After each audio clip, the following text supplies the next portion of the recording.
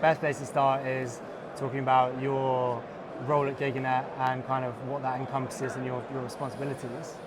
So I think it's new for a lot of the markets, but my job is not only the CIO, it's the CISO as well. It's to make sure that we're secure, we're safe, and for the future, companies like ourselves, as you've seen in the TSA, require somebody of a cyber skill set to be in the board level nowadays. So things have changed. Cyber guys aren't ones sat behind the room in the back of the office anymore.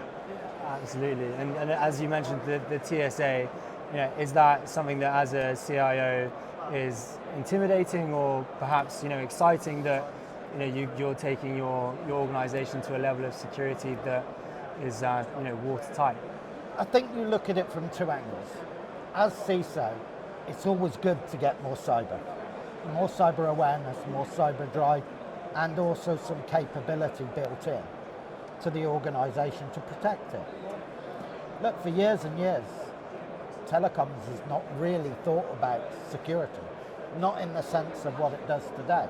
And the government introducing the Telecoms Security Act, and now the actual code of conduct going through the Houses of Parliament and with the government at the moment for sign-off, it means that everybody is thinking about the security of your business. Yeah. Not only your business, but your customer too. Okay. And in the time that you've been working in the telecom sector, the threats that the kind of threats that people are facing, have those evolved over time as well, or is it just processes are becoming more mature? I think cyber is always going to evolve. There isn't one day. Attacks are coming from everywhere. So attacks are up by 300+%. Wow. Over year on year. And I think that is genuinely the nature of the world now. Attacks are becoming more sophisticated, they're becoming more driven. And I've said this to everybody, don't worry about the ones that you're stopping from getting in, because the ones that are already there we need to worry about.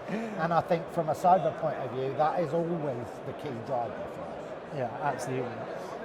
So we were just having a conversation around API gateways.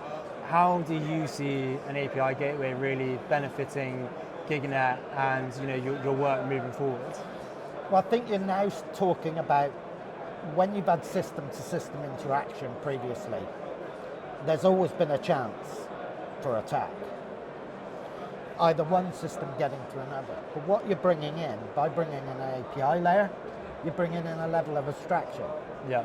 There's a level of protection, and you can put more controls around it. So APIs are becoming more prevalent. Okay. Nobody's doing database calls, everybody's doing an API call. And I guess for a business like yourself that works with wholesalers, customers, a lot of internal systems, I guess integrating those all together can be a challenge. Without question, the different protocols, the different systems, the different providers, it all gives a different outcome. And I think for us as a company, evolving and the speed to evolve is critical. If you're sat there 6 months down the line and you haven't made a step forward, you're behind the curve. Yeah. So it's very important to stay ahead of that curve. Yeah, absolutely. And I guess the other focus as well is from a compliance point of view. I know we've spoken briefly about one-touch switching, which I know is somewhat quite a fluid thing. But how do you envisage the one-touch switching compliance affecting the way that businesses like yourself move forward? Look, one-touch switching is a real value to a consumer, and long-term to a customer. Who thought we'd be able to do one-touch switching with electric and gas? It's done now. Yeah. So the ability to bring it into telecoms is always going to be the right way, because it's the right thing for the customer. Yeah. For us, it's another technical challenge. It's a challenge to work with more altnets, more suppliers, more partners to be able to hand those services over smoothly. And I know that Giganet are very forward thinking in terms of looking at a compliance roadmap and thinking, okay, how do we prepare ourselves, well in advance of that coming into effect? Do you envisage that, some suppliers may be caught out, kind of not preparing themselves for that compliance to come into effect, and then suddenly thinking, well, we've got to suddenly implement something quite last minute and do some catch up? I think it's always the game.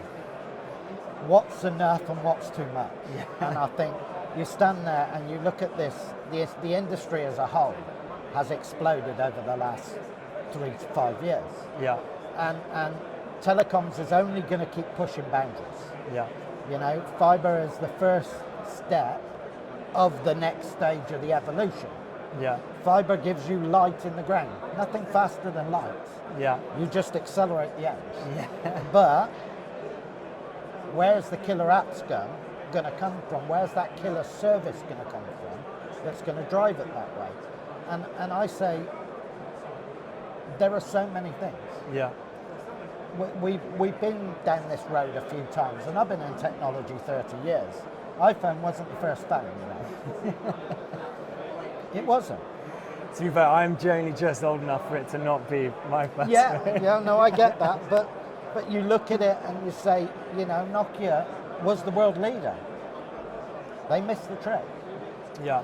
And the whole point is that it's that balance between overstretching and balancing out. So you're always going to be pushing the edge, pushing the curve. And as a business, we'd fail if we weren't keep pushing ourselves along. No, absolutely. Fantastic. Well, Mansel, thank you so much for your time. Thanks, Pleasure. Sam. Cheers.